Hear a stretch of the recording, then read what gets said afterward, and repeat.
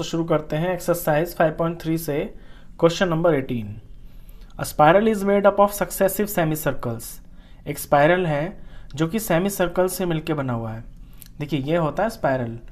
Spiral ये होता है आपका, ये आपने देखा होगा ऐसे गोल गोल घूमता है मेडिटेशन करने के लिए, और इसके सेंटर पॉइंट पे जो है ना आपको फोकस करना होता है। ये स्पाइरल बोली जाती है ऐसी फिगर, और ये सेमी सर्कल से मिलके बनती है with centres alternatively at A and B. तो आपको यहाँ बुक में ये फिगर दी हुई है, ये भी एक स्पाइरल बना हुआ है जब सेंटर ए है और ये बी है, यानी ए सेंटर से ये आपका सेमी सर्कल बना और फिर बी सेंटर से आपका ये वाला सेमी सर्कल बना, और फिर दोबारा से ए सेंटर से आपका ये बड़ा वाला सेमी सर्कल बन गया, और फिर बी सेंटर से ये आपका नेक्स्ट सेमी सर्कल बन गया। ये इस बात का मतलब है alternatively at A and B, यानी ये सेंटर है और ये सेंटर है, इन दो सेंटरों से ही आपके सेमी सर्कल्स तैयार हो रहे हैं। Starting with centre A of radius 0.5 centimetre, 1.0 centimetre, 1.5 centimetre, 2.0 centimetre. देखिए ए से स्टार्ट हो रहा है आपका स्पाइरल बनना, यानी ए सेंटर पे ये जो सबसे पहला जो आपका सेमी सर्कल बना है ना, इसका रेडियस आपका 0.5 सेंटीमीटर है। इसके बाद 1.0 सेंटीमीटर, यानी जो दूसरा सेमी सर्कल बन रहा है इसका जो रेडियस है वो आपका 1.0 सेंटीमीटर, और जो तीसरा आपका सेमी सर्कल बन रहा है उसका रेडियस 1.2, और फिर चौथे का 2.0, और इसी तरह से ये बढ़ता जा रहा है as shown in the figure 5.4। Book में पीछे फिगर बनी है, एग्जैक्टली यही है जो आपको स्क्रीन पे दिख रहा है, ये फिगर।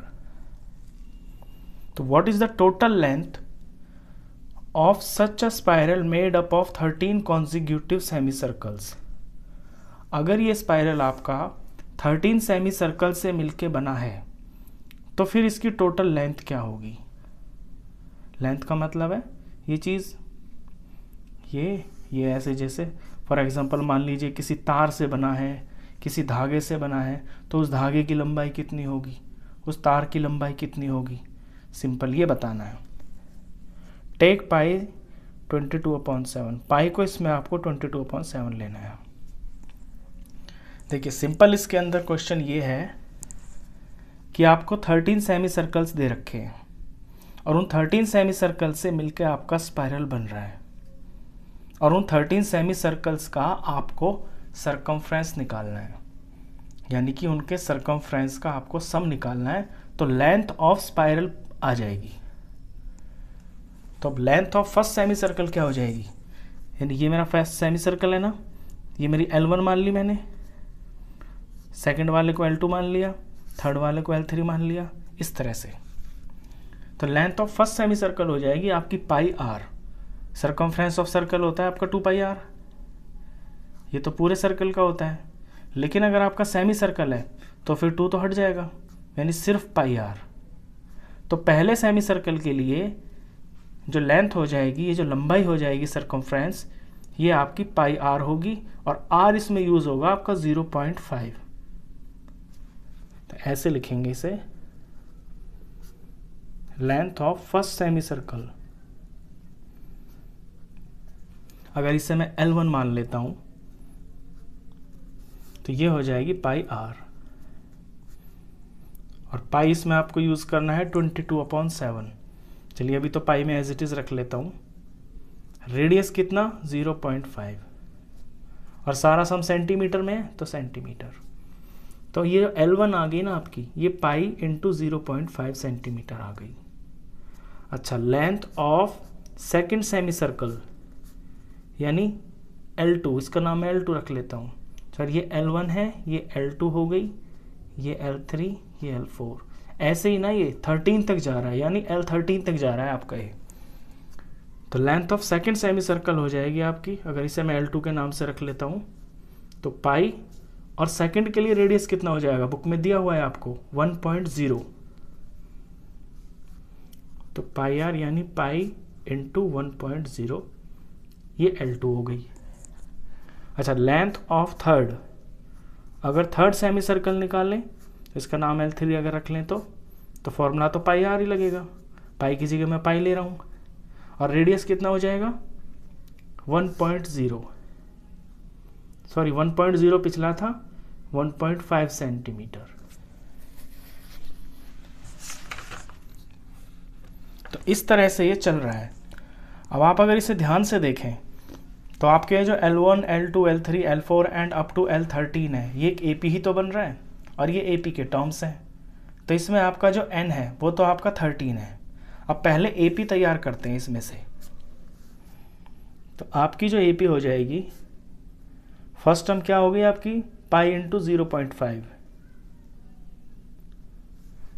सेकेंड टर्म क्या हो गई आपकी, इनका सम ही तो निकालना है, पाई इंटू 1, थर्ड टर्म हो गई आपकी pi into 1.5 and so on. कहाँ तक, 13th टर्म तक। देखिए ये AP तो बन गई, ये AP ही है ये, और मुझे निकालना है लेंथ ऑफ स्पाइरल। तो ये जो मेरी है, ये मैंने लिखा है यहाँ पे first term plus second term plus third term, इसे मैं डायरेक्ट यहाँ पे ये लिख सकता हूँ लेंथ ऑफ स्पाइरल। ये लेंथ ऑफ स्पाइरल है ये चीज़। अब इन्हीं को तो प्लस करना है, ये जो 13 टर्म्स हैं। अब इन 13 टर्म्स के अंदर आप देखेंगे कि पाई तो सभी के अंदर आ रहा है, तो क्यों ना पाई को बाहर ले लेते हैं कॉमन। तो पाई को बाहर ले लिया तो ब्रैकेट में क्या बचेगा 0.5। फर्स्ट टर्म में से आपका 0.5 बच गया, सेकंड में से बचेगा आपका 1, थर्ड में से बचेगा आपका 1.5 प्लस एंड सो ऑन। इसी तरह से चलेगा। बाहर पाई को पाई रखिए एज इट इज। अंदर ध्यान दीजिए, अंदर आपको AP दिखाई दे रही होगी इसमें 0.5, 1, 1.5, इसके बाद क्या आएगा 2.0, 2.5। यहाँ से आपको जो AP दिखाई दे रही है इसके अकॉर्डिंग आपको इसमें अपना फॉर्मूला लगाना है। अब ये जो AP आपको दिख रही है ना, इसके अंदर आपका जो A है वो तो 0.5 हो गया क्योंकि ये फर्स्ट टर्म हो गई।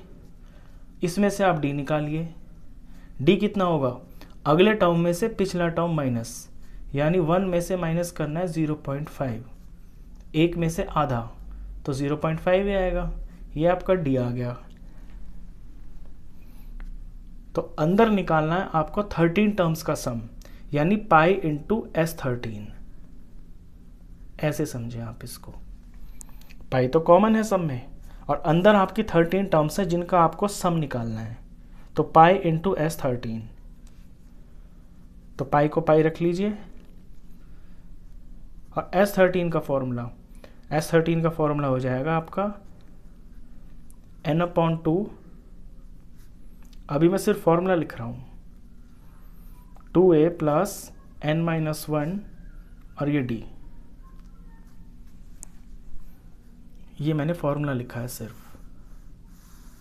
इस फॉर्मूले का यूज़ होगा। अब वैल्यू लिखता हूँ मैं अगली बारी में। अब पाई की जगह मैं 22/7 ले लेता हूँ क्योंकि अब मुझे सॉल्व करना है।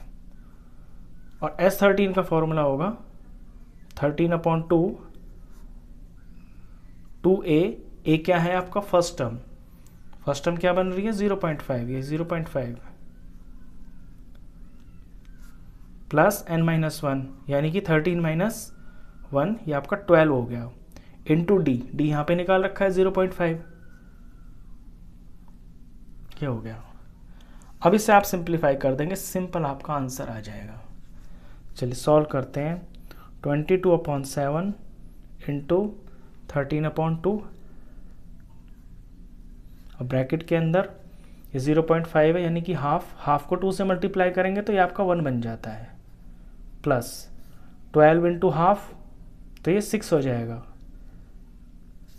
फर्दर सॉल्व किया, देखिए 2 से तो ये आपका ये कट रहा है, 2 1 जार 2 11 जार, तो यहाँ 11 इंटू 13 और अपॉन 7, और ब्रैकेट का आ गया आपका 7।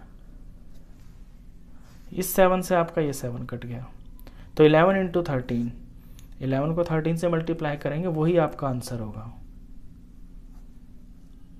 143। 143 सेंटीमीटर।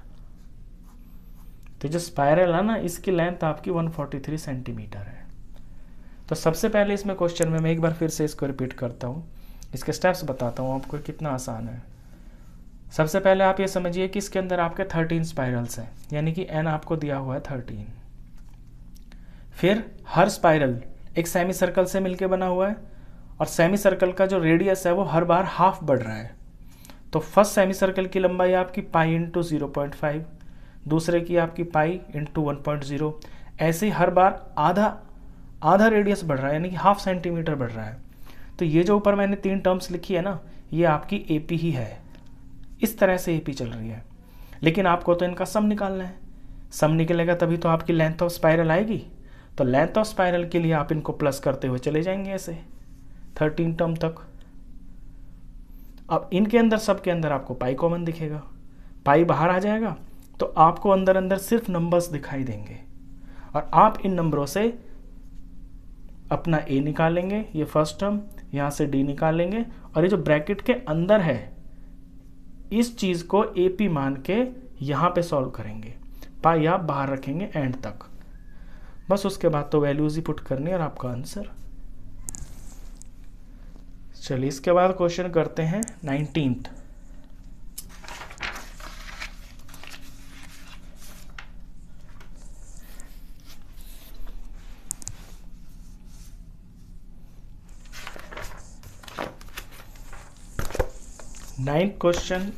नाइनटीन्थ क्वेश्चन में है 200 logs are stacked in the following manner. 200 logs हैं, लॉग्स यानी कि लकड़ी के जो लट्ठे होते हैं, पेड़ के तने काट के जो सुखा के रख दिए जाते हैं। 20 logs in the bottom row. ऐसे जो 200 लॉग्स हैं ना, उनको इस तरह से रखा जा रहा है कि सबसे नीचे की लाइन में तो 20 हैं, 19 इन द नेक्स्ट रो, फिर उससे ऊपर 19, 18 in the row next to it, और फिर उससे जो अगली वाली लाइन है उसके अंदर 18, एंड सो। C figure 5.5। आपको फिगर भी दिख रही होगी। जब भी इस तरह की चीज़ों को रखा जाता है तो ऐसे रखेंगे, इससे ऊपर एक कम है, उससे ऊपर एक कम है, इसी तरह से तो रखी जाती हैं ये चीज़ें, क्योंकि दो चीज़ों के बीच में जो गैप होता है ना, उसमें एक चीज़ आ जाती है, तो हर बार ऊपर एक कम हो जाता है। In how many rows are the 200 logs placed. तो ऐसी कितनी लाइनों में ये जो 200 लॉग्स हैं ये आ जाएंगे। And how many logs are in the top row. और जो सबसे ऊपर वाली लाइन होगी यानी टॉप रो, उसके अंदर आपके कितने लॉग्स होंगे, ये क्वेश्चन है। तो देखिए एपी तो इसमें आपको यहीं पे दिखाई दे रही होगी। एपी देखना तो बहुत सिंपल है, क्योंकि सबसे नीचे आपके 20 लॉग्स हैं, उससे ऊपर आपके 19 लॉग्स हैं, उससे ऊपर आपके 18 लॉग्स हैं। तो यानी 20, 19, 18, ये तो बन गई आपकी एपी। एपी में आपको ए भी दिख रहा है, आपको डी भी दिख रहा है। आपको ये बताना है कि 200 लॉग्स रखने के लिए ये कितनी लाइनों में रखे जाएंगे। यानी आपको एसएन भी दिया हुआ है 200, तो उसमें से आपको एन निकालना है, सिंपल। ये क्वेश्चन है।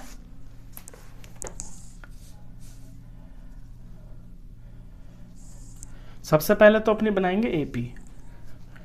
तो इसमें तो एपी साफ दिखाई दे रही है।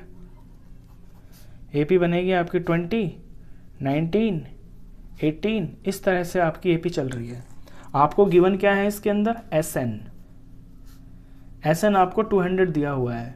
टोटल जो लॉग्स है ना वो 200 है।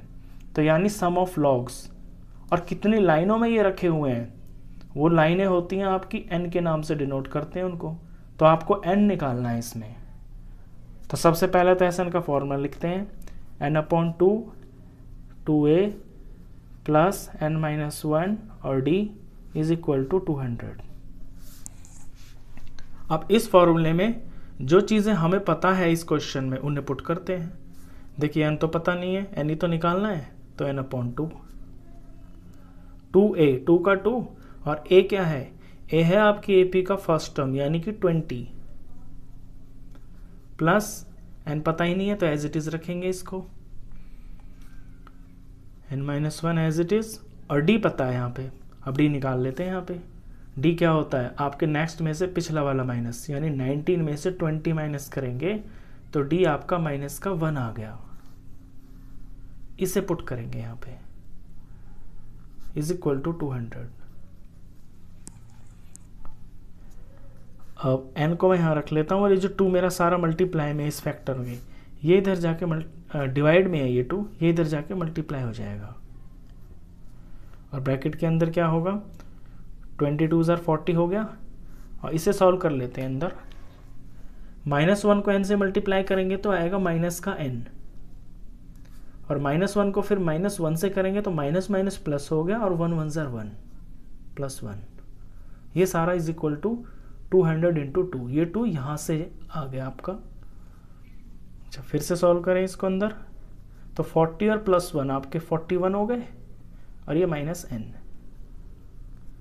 और इस तरफ हो गया आपका 400। इसे सिंप्लीफाई करते हैं तो 41n हो गया और ये माइनस n × n n², और ये 400 आपका इधर आ गया -400 इज इक्वल टू 0। यह आपकी क्वाड्रेटिक इक्वेशन बन गई।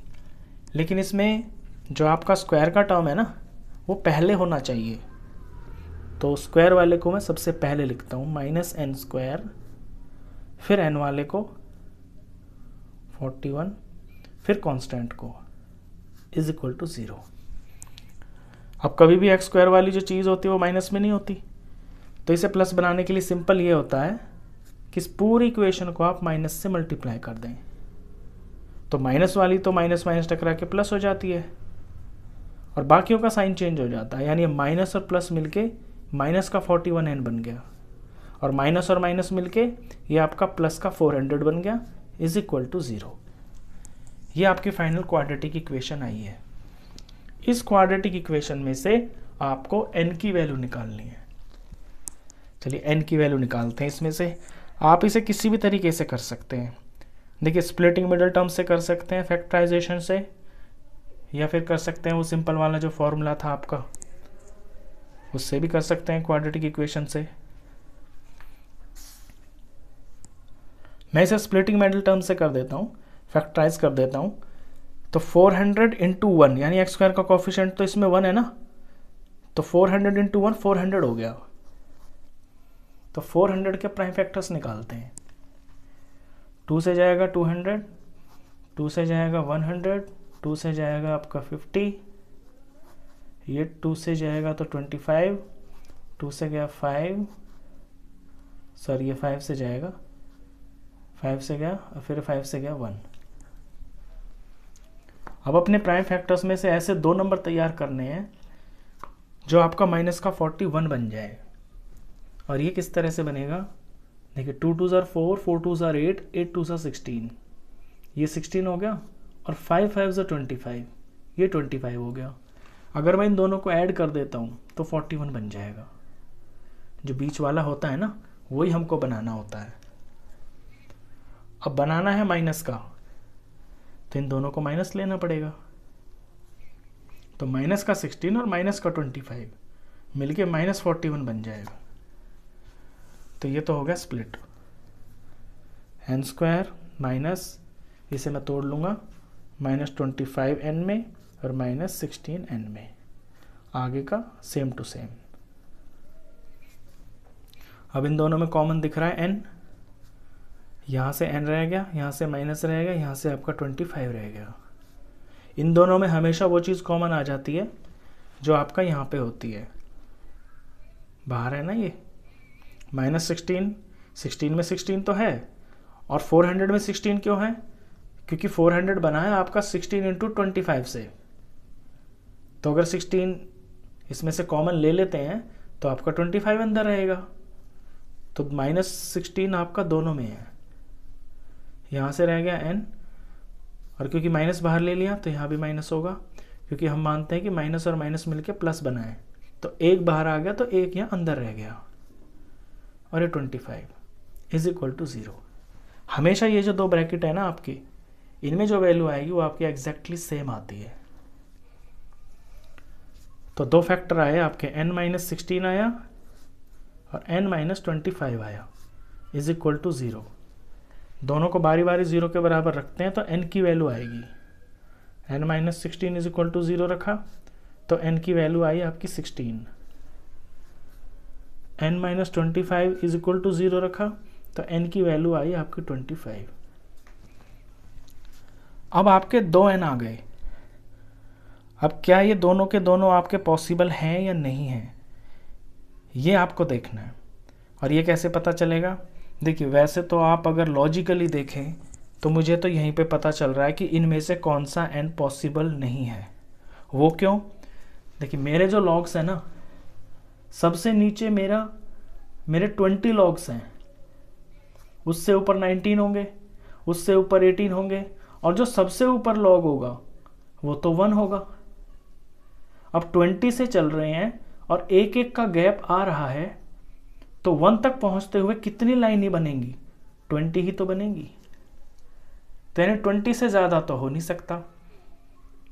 तो n तो यहीं पे दिख रहा है कि n 25 नहीं है, ये पॉसिबल नहीं है।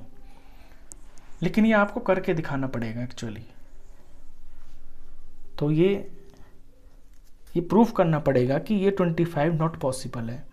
लॉजिकली दिख रहा है नॉट पॉसिबल है, लेकिन आपको एग्जाम में दिखाना पड़ेगा शो करके। तो शो ऐसे करेंगे हम इसे अपना कि इससे an निकालेंगे, यानी कि A16 निकालेंगे हम और देखेंगे कि क्या वैल्यू आती है। A16 होता है A प्लस 15D, और A कितना है क्वेश्चन में आपका? 20 प्लस 15, और D है आपका -1, तो ये 20 और -15 हो गया, तो ये आपका 5 आ गया। इस क्वेश्चन में ना एक चीज़ और भी बताई थी कि how many logs are in the top row, यानी कि टॉप रो में आपके कितने लॉग्स होंगे। तो टॉप रो इसमें क्या आई आपकी? या तो 16 होगी या 25 होगी। तो दोनों के अंदर आप भर भर के देखिए कि आपके कितने लॉग्स आते हैं। यानी आपका टॉप रो अगर आप 16 मानते हैं तो उसके अंदर कितने लॉग्स होंगे? 5। अच्छा, अगर मैं टॉप रो को 25 मान लेता हूँ, यानी मान लो कि 25th लाइन टॉप है, तो ये 25 निकालना पड़ेगा। ये होगा आपका A प्लस 24D, यानी 20 प्लस 24 इंटू -1, तो ये 20 और ये माइनस का 24, तो आंसर आया -4। अब ये जो -4 है ये आपके लॉग्स हैं। क्या माइनस में हो सकते हैं लॉग्स? किसी चीज़ की जो गिनती होती है वो माइनस में हो सकती है? नहीं हो सकती। तो ये तो आपका नॉट पॉसिबल। मैंने बता दिया था ना आपको शुरू में ही कि आपका जो 25 है ना, ये वाला n, ये क्यों नहीं है पॉसिबल? क्योंकि 20 लाइनों में ही आपकी पूरी ख़त्म हो जाएगी अगर कितने भी लॉग्स हो। लास्ट में 1 से ज़्यादा तो लगा ही नहीं सकते, तो तब भी 20 में ख़त्म हो जाएगा।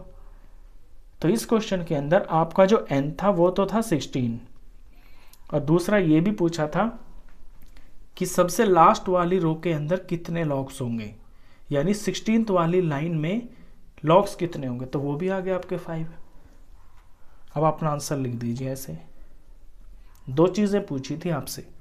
पहली पूछी थी in how many rows are the 200 logs placed, तो लिखेंगे in 16 rows 200 logs are placed,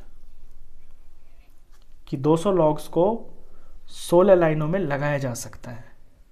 दूसरा पूछा था कि लास्ट वाली रो में कितना होगा, कितने लॉग्स होंगे, वो आपके 5 हैं। तो इस तरह लिखेंगे there are 5 logs in the top रो।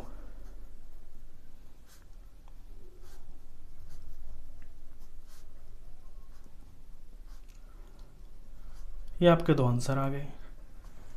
16 रोज बनेंगी टोटल, और लास्ट वाली रो में आपके 5 लॉग्स रखे होंगे। चलिए क्वेश्चन 19 के बाद करते हैं क्वेश्चन 20। क्वेश्चन 20 बहुत अच्छा क्वेश्चन है। ये एक बच्चों की रेस होती है, जैसे नर्सरी केजी क्लास के बच्चे रेस करते हैं स्कूल में, उस तरह का क्वेश्चन है। देखिए क्वेश्चन पढ़ते हैं। In a potato race a bucket is place at the starting point. एक पोटैटो रेस हो रही है, और बकेट को सबसे शुरू में रख दिया। पोटैटो रेस ऐसी होती है जैसे नर्सरी क्लास में, केजी में आपने भी स्कूल में ज़रूर की होगी कि बच्चों को दौड़ाते हैं और जो रखे होते हैं ना आगे कुछ पोटैटो वगैरह, उनको कहते हैं कि बारी बारी से लाओ इसमें डालो। यहाँ भी कुछ ऐसा ही हो रहा है। तो in a potato race a bucket is place at the starting point. Starting point पे एक बकेट रखी हुई है which is 5 metre from the first potato. ये पहले पोटैटो से 5 मीटर दूर रखी हुई है। And the other potatoes are placed 3 metre apart in a straight line. और बाकी के जो पोटैटोज है ना वो इससे 3-3 मीटर की दूरी पे रखे हुए हैं, बिल्कुल स्ट्रेट लाइन में। यानी कि पहला पोटैटो तो आपका 5 मीटर दूर है और बाकी के जितने भी पोटैटोज हैं उनके बीच का गैप 3 मीटर है। There are 10 potatoes in the line. और इस लाइन के अंदर आपके 10 आलू रखे हुए हैं। फिगर में दिख रहा होगा आपको, ये बकेट है, ये बच्ची दौड़ रही है, यहाँ से आलू उठाएगी, इसमें डालेगी। आगे कहता है अ competitor starts from the bucket, picks up the nearest potato. एक कॉम्पिटिटर यहाँ से दौड़ना शुरू करता है बाल्टी के पास से, और जो नियरेस्ट पोटैटो है यानी जो सबसे पहला पोटैटो है उसको उठाता है। रन्स बैक विद इट, उसको लेके दौड़ता है, वापस दौड़ता है, drops it in the bucket, और उसको बाल्टी में डाल देता है। Runs back to the pick up the next potato, और फिर दूसरा आलू उठाने के लिए दौड़ पड़ता है। Runs to the bucket to drop it in, और फिर उठा के फिर से बाल्टी में लाके डाल देता है। And she continues in the same way until all the potatoes are in the bucket. और ये काम वो कॉम्पिटिटर जब तक करता रहता है जब तक कि सारे आलू वो ला के बाल्टी में नहीं डाल देता। तो what is the total distance the competitor has to run. तो कॉम्पिटिटर को इस काम के लिए टोटल डिस्टेंस कितना दौड़ना पड़ेगा, ये क्वेश्चन है।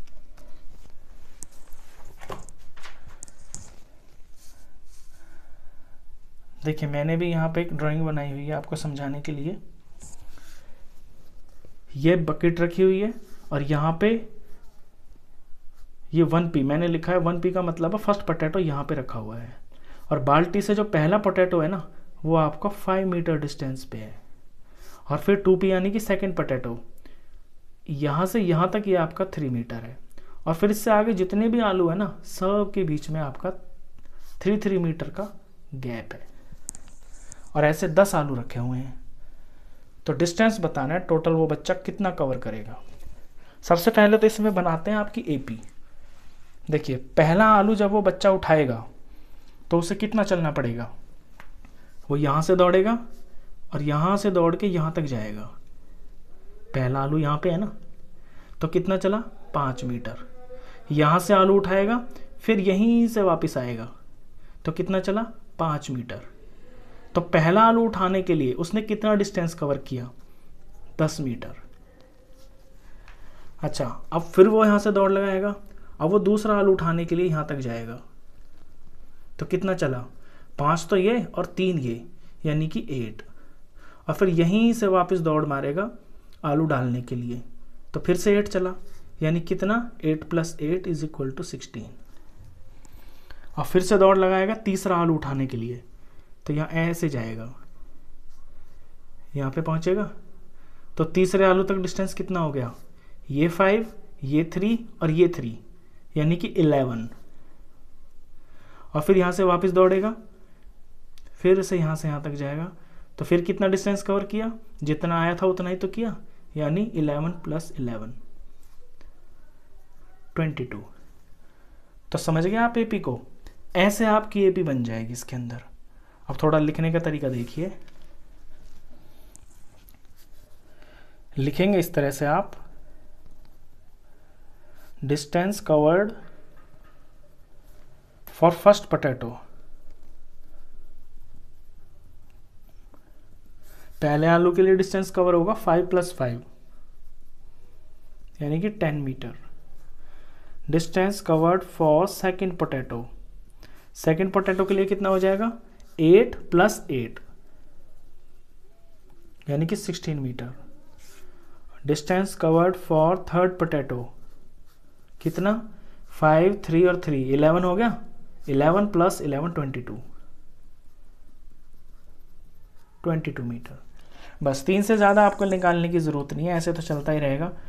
तो 3 AP के 3 टर्म्स आपके लिए काफ़ी हैं सवाल को आगे चलाने के लिए। तो देयरफॉर AP क्या हो गई, AP बन गई आपकी 10, 16, 22 एंड सो ऑन। अब देखिए ये पहले आलू के लिए, ये दूसरे आलू के लिए, ये तीसरे आलू के लिए, ये डिस्टेंस है ना। आपके टोटल आलू है 10, तो यानी 8, 10 आपको निकालना है कि 8, 10 तक के जितने भी आपके नंबर्स हैं ना, जितना भी डिस्टेंस आएगा उनका आपको सम निकालना है। ये 10वें आलू का आपका डिस्टेंस है यहाँ पे, और यहाँ तक के जो सारा डिस्टेंस है इसका आपको सम निकालना है। तो सिंपल SN निकालेंगे इसके अंदर। A आपको दिया है 10, D निकाल लेते हैं, अगले में से पिछला माइनस, यानी कि 16 - 10, D आ गया आपका 6। N दिया हुआ है सवाल में, 10 आलू है ना, तो 10 टर्म हो गई। आपको SN निकालना है, यानी कि S10 निकालना है। तो पहले तो लिखते हैं SN का formula, n/2 2a + n-1 D।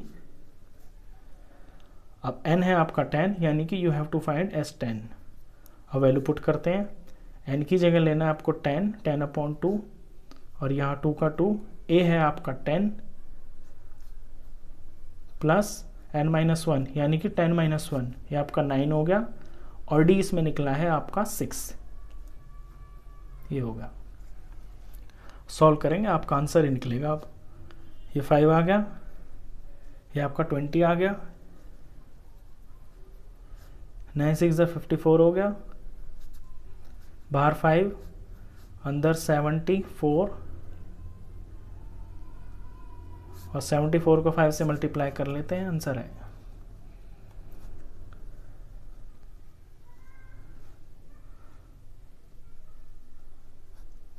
370 metre. यानी उस कॉम्पिटिटर को 10 आलू उठाने के लिए, उठा के लाकर वापस बाल्टी में रखने के लिए 370 मीटर्स इतनी दौड़ लगानी पड़ेगी। तो फाइनल आंसर को बुक के लैंग्वेज में लिख देते हैं। What is the total distance the competitor has to run. तो the competitor has to run 370 metres, ये आपका आंसर। तो चलिए बस इस वीडियो में इतना ही। आई होप आपको ये तीनों क्वेश्चंस अच्छे से समझ में आए होंगे। तीनों क्वेश्चंस बहुत ही इंपॉर्टेंट हैं। और वीडियो अच्छा लगा हो तो प्लीज़ इसे लाइक कर देना, शेयर कर देना फ्रेंड्स में, और 10th क्लास का कंप्लीट मैथ्स पढ़ने के लिए आप इस चैनल को भी सब्सक्राइब कर देना। Thank you.